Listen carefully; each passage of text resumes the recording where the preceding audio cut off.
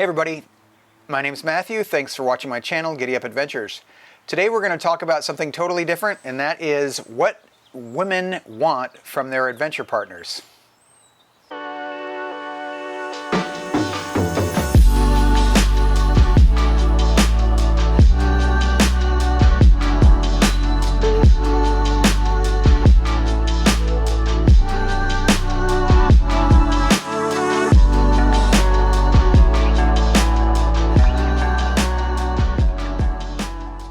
Alright, so first of all, let me just say that the information that I'm about to give you is not anything I came up with on my own. It's information I got from asking about a dozen women from the outdoor industry or people that are in the motorcycle community. And they shared their information with me. None of this is anything I came up with. And I think overall that's a good theme to it, is to ask for their input and use these things more than this thing. That was definitely in what they told me, and so I'm not going to pretend for a second that I know what women want. I have to listen more, and with my partner, we generally get along out on trips, and but that doesn't mean we don't run into bumps here and there. And some of the information that these women told me was very valuable to me because I need to be reminded. And anyways, let's dig in. All right, so I heard from about a dozen women on this, and this is what they had to say. Chris wanted her guy to participate more on the planning, look at the map, understand the lay of the land, offer suggestions to make it fun for both of them. Emily wanted the guy to be prepared for everything that could go wrong, having a sense of humor and willingness that everything won't go as planned. Spontaneous sometimes isn't just the best idea. Plan ahead. Josie said meal planning helped to make sure we have the little ingredients for whatever type of camping and cooking, not just snack foods. And so I'm getting this over and over again, the theme of planning is important. Sela, another woman, says make sure to plan out the details so she doesn't have to be the cruise director, she calls it. Another one says make sure they've done prior research, and she says she likes it when they keep this part to themselves and surprise her with it, so it seems like spontaneity. So yeah, and here's another one that says thinking about toiletry comfort, making the bed, whether it's in a tent or whatever, making it as comfortable as possible. If there's digging out a private toilet if that's needed.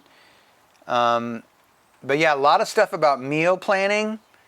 Dawn is also saying that. Extra points for luxury cooking, even if it's primitive. And I mean, what does planning mean? What does meaning considering her sleeping needs, her eating needs?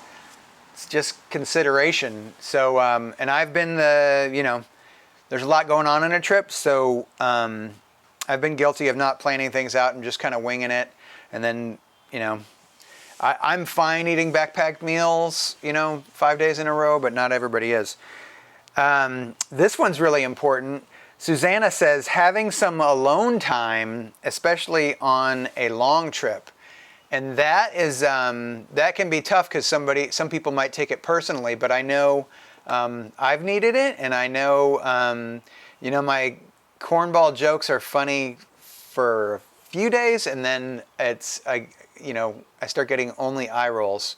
So if there's a way to squeeze in, like, hey, if we're having a morning off, maybe I can go for a walk, or maybe she can go for a hike by herself. That's a good thing. Let's see. And another woman, Phoebe, said that she uses travel as a barometer or an indicator of somebody being an actual match, to see if they could actually be a partner. If they don't travel together, that's not going to work for her. And I know that was my own experience. And again, here it is again with planning the meals and having a sense of what she says. She doesn't like to make choices over every single meal, so to have somebody plan ahead, that would be good. Kelly's saying that she likes it when a guy will pay attention to her navigation suggestions. Now here's one that Monica wrote in about, and she said when she says she's going to need a restroom break, it doesn't mean like 45 minutes from now. It means in the next 10 minutes. But the one that really is number 2, she says, I appreciate your optimism in my ability to send it like a pro on gnarly drops or sketchy looking routes, but I don't want to push it any past my comfort zone. It does not mean to continue coaxing me and recount past circumstances that I made it last time or whatever.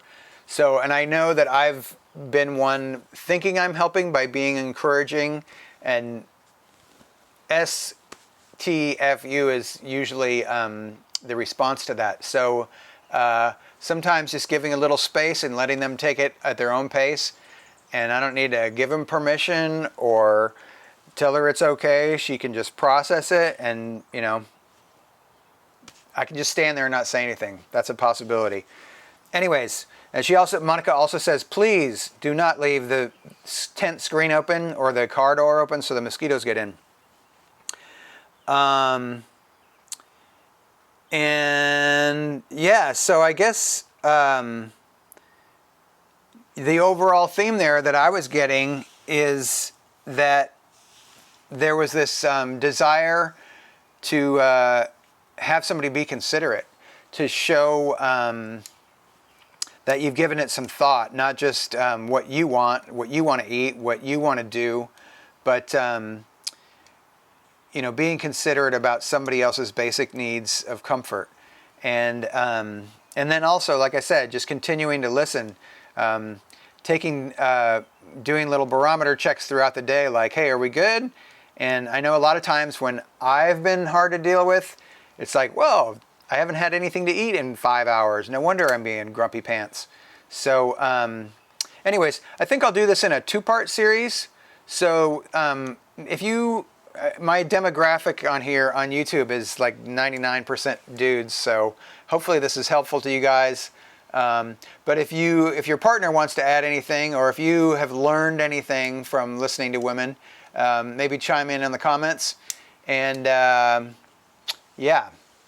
So that's what I have for this week. Expect another video coming soon. I got some great shooting material recently. I just haven't put it all together in a video. So thanks again for watching.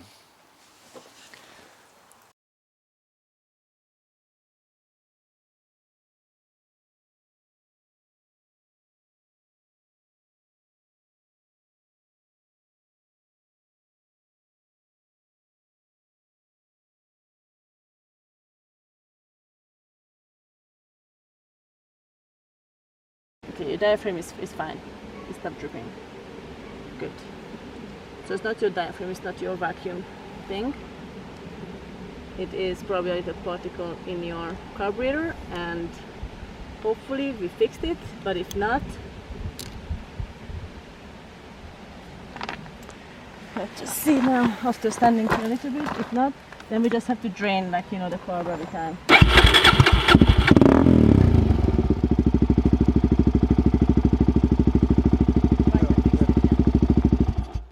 If not, we just have to do that, like, you know, every time when we start in the morning after having it sit for a little bit. And Gabriella, how in the world do you know this? So first I had a DR650, and that was doing this all the freaking time, and I learned it on that one. And with that one I could not figure out. I didn't take the carburetor apart, so yeah, I haven't fixed that one. But I just knew that those were the same symptoms, and then we called Mike up, and then he said the same exact thing, so I was right. Well, thank you for fixing my bike.